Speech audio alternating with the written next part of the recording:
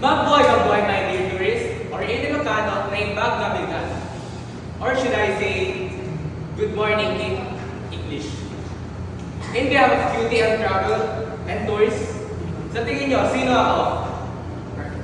Traffic enforcer, Green Man in Baguio City, o si Disgust? No, nagkakamali kayo. I'm Michael Mark Arcapuli, your pogi and jolly tour guide for today.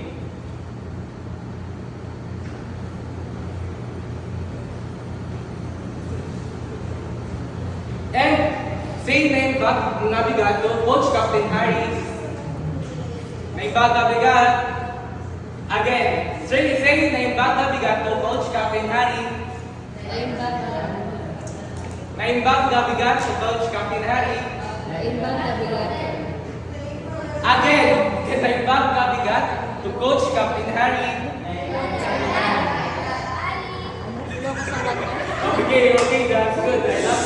I love the energy. So, welcome to the summer capital of the Philippines, which is the Baguio.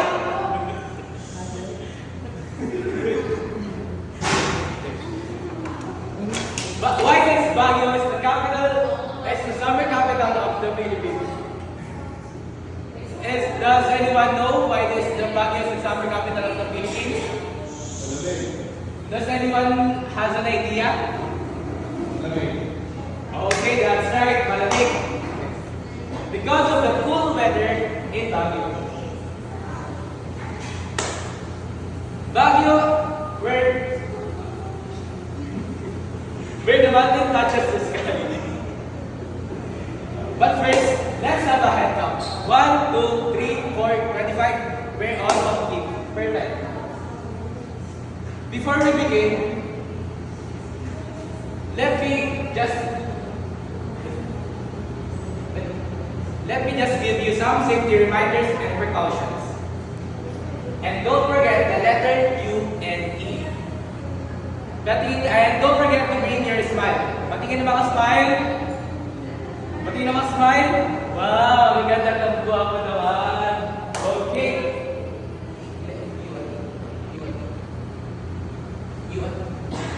So U stands for understand and don't forget the safety precautions so no one will get hurt and no one will left behind. E stands for enjoy. Let's enjoy this tour together and learn together. So estimated time is to arrive at the Baguio is 8 o'clock to 8:30 a.m.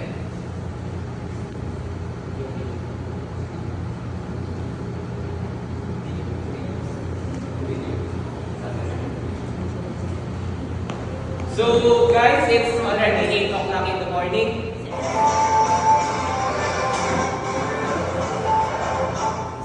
It's already 8 o'clock in the morning. I know that we are all exhausted from the 8 hours of the biyahe. So can you please join us? Join me together as we dance to energize this tour. Please join me. Please. Can you please join me? Sir, please sir, and join me. So guys, let's just give what the video did play.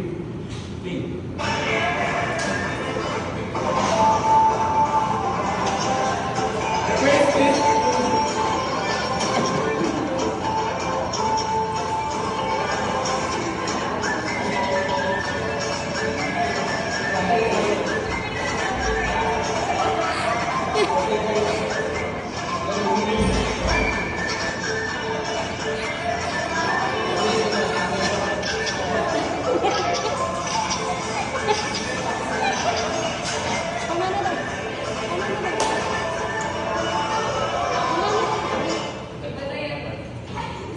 thank you guys for joining me. Are you all energized up?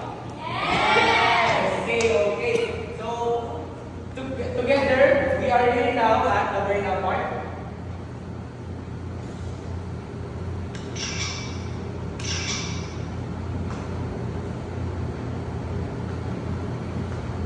Yeah. Burnout Park.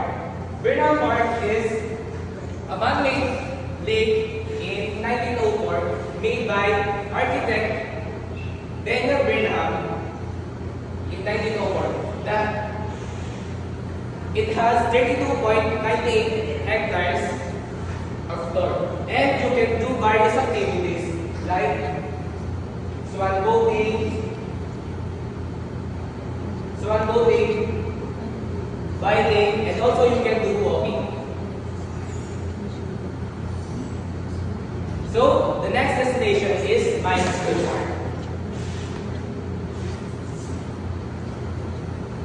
Mines View Park, you will enjoy the Bandits boat and the covered moor and Cordillera Mountains.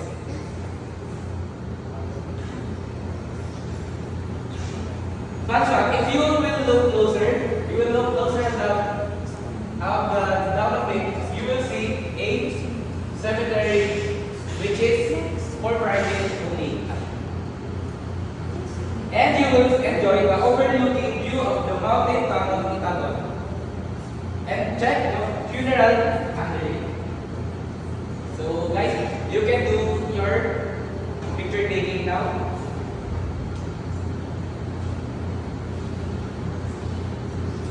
You can also horseback ride. You can do also activities like horseback riding. And also there's many souvenir shops there. And you can also dress as a Cordillera and enjoy the view while wearing the Cordillera. And now you can take your pictures and take your time.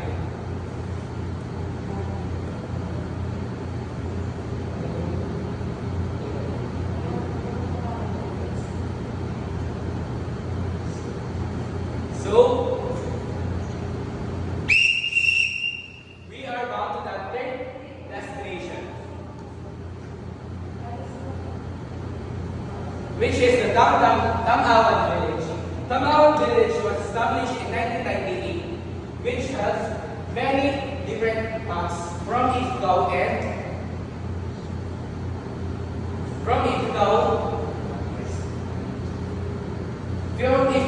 Balitaan.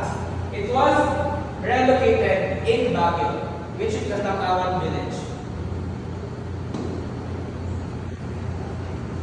You can also join the local artists and creativity, showcasing their talents and their artworks. There is a different huts over like that. Okay. At preserving and promoting the rich heritage culture of their Cordillera. And now you can take pictures. You can take your pictures and take your time to enjoy the relaxing view of the Kalinga and Ifugao huts.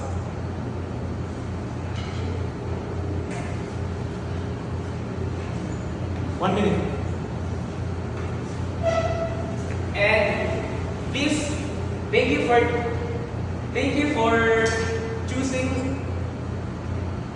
QTM Travel and Tourism. That before we go off the bus,